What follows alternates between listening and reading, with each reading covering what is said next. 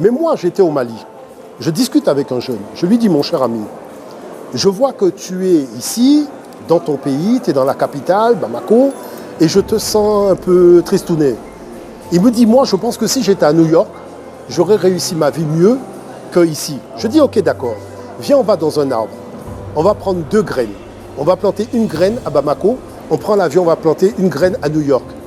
Est-ce qu'il y a une graine qui ne va pas donner un arbre? Il me dit, oui, en fait, les 2 graines vont donner un arbre. Donc je lui dis, tu sais quoi? Regarde ta nature. Et ta nature t'enseigne ce que c'est que la vie. La graine, elle commence par faire des racines. Et une fois qu'elle a fait des racines puissantes, elle sort du sol.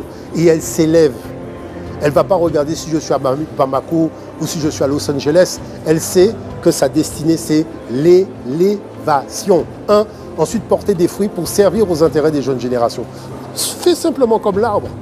Et tu verras la puissance que tu vas acquérir parce que le sol de Bamako va te permettre de pouvoir à ton élévation. Vous voyez, c'est ça l'enjeu. C'est d'expliquer que la nature s'est développée partout. Elle a relevé les challenges partout. Et nous avons toujours... Alors, professeur, une façon de dire qu'aujourd'hui, les intellectuels comme vous, les politiques, ont vraiment une très grande mission, redonner notre image de l'Afrique. Alors, je vous dirais, il y a 2 choses. La mission, elle est importante, parce que ce n'est pas simplement l'Afrique. Je vais vous expliquer le problème de fond.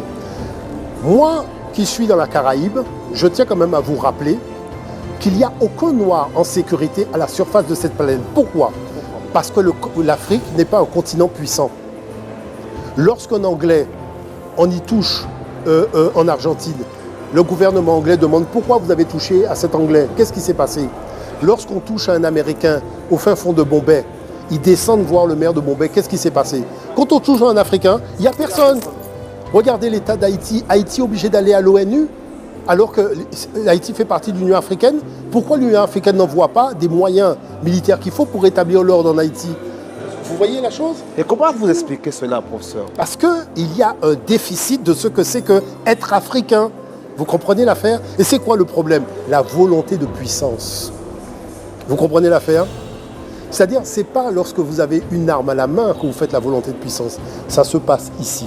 Il y a 2 colonnes vertébrales. Il y a une colonne vertébrale du corps qui vous tient debout. Mais il y a une colonne vertébrale du mental. Et c'est cette colonne vertébrale qui a été affectée par le colonialisme. Maintenant, il faut la rebâtir vertèbre après vertèbre et inventer des solutions nouvelles reposant sur nos patrimoines ancestraux. D'où ma question tout à l'heure, comment s'en sortir? La solution, elle est très simple.